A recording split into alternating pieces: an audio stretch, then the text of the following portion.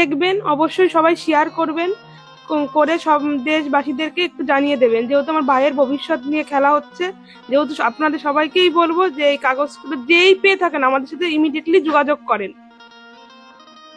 বলছি আপনারা যেখানেই পারবেন আমার ভাইয়ের কাগজপত্রগুলো ফেরত দিয়ে দেবেন যদি কেউ পেয়ে থাকেন। খুবই ওর একটা ভবিষ্যৎ নিয়ে খেলা হচ্ছে।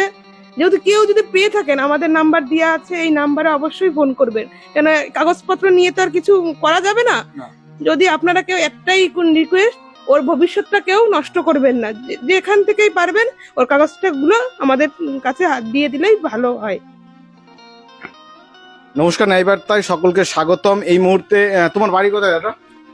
মিলননগর। মিলননগর, ওটা কোথায়? হচ্ছে বগুড়া থেকে একটু মহাকালের দিকে রাস্তা, ওই রাস্তায় বাড়ি। একটা বিশেষ ঘটনা ঘটে গেছে তোমার, এটা সারা জীবনের একটা ব্যাপার। হ্যাঁ, কি হয়েছে বলো তো একটু।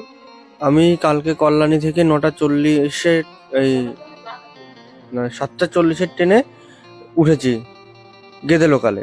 এবং সেটা আমি একটু ঘুম এসেছিল, ব্যাগটা বাংকারে রেখেছি।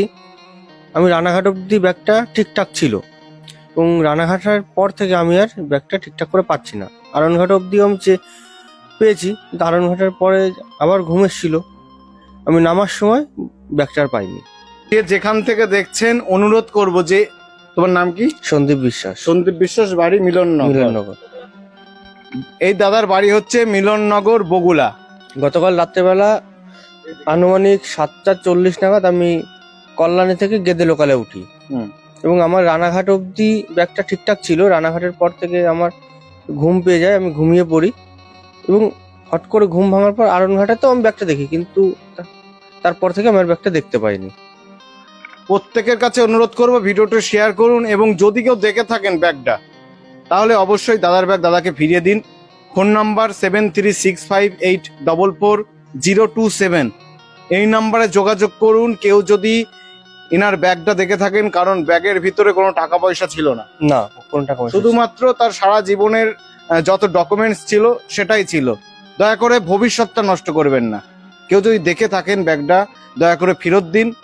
হয়তো কাগজপত্রগুলো তুমি পাবে, কিন্তু অনেকটা ঝামেলা হবে। হ্যাঁ, একটু ঝামেলা হবে। কিন্তু এই ঝামেলায় না ফেলে যদি কেউ দেখে থাকেন আমাদের সঙ্গে যোগাযোগ করুন, এবং আমরা চাইবো যে খুব তাড়াতাড়ি দাদা তার ব্যাগটা পাক এবং তার ডকুমেন্টস গুলো ফিরে পাক। এই মুহূর্তে পরিবারের সবাই রয়েছে, খুব চিন্তিত রয়েছেন। আমি এখন এমএ পড়ছি। আচ্ছা, কোথায় গিয়েছিলে, কি করতে গিয়েছিলে?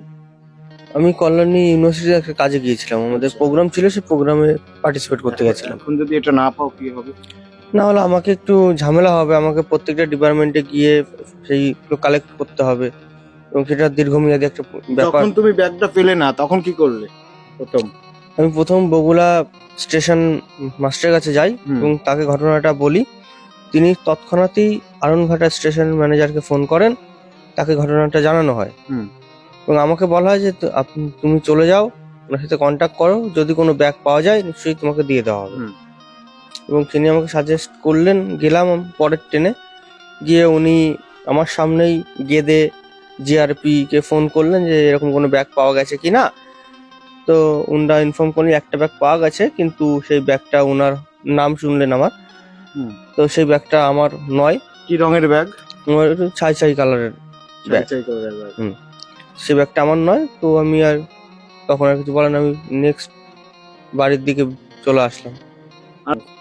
মানে দাদা আমাদের সঙ্গে যোগাযোগ করেছিল, আমার বিকেল আসার কথা ছিল 5টার সময়, কিন্তু আমি আসতে পারিনি, খুব দেরি হলো সন্ধ্যাবেলায়। তাও আসলাম শুধুমাত্র যাতে তার ডকুমেন্টস গুলো ফেরত পাই। ন্যায়বার্তার প্রত্যেক দর্শক যারা রয়েছেন অনুরোধ করব যে যেখান থেকে দেখছেন ভিডিওটি শেয়ার করুন, এবং কেউ যদি দেখে থাকেন এই রকম কোনো ব্যাগ, তাহলে অবশ্যই আমাদের সঙ্গে যোগাযোগ করুন 7365844027 এই নাম্বারে। বলছি দয়া করে আমার ছেলের জীবনটা আপনারা নষ্ট করবেন না। যে কাজটা ভুলবশত করে ফেলেছে এতেই ওর শিক্ষা হয়ে যাবে আশা করি। আপনারা যদি কেউ পেয়ে থাকেন আপনারা ফেরত দিন, এতে পয়সা করি তো কিছুই ছিল না, আর এই কাগজপত্রগুলো আপনাদের কোনো কাজেও লাগবে না।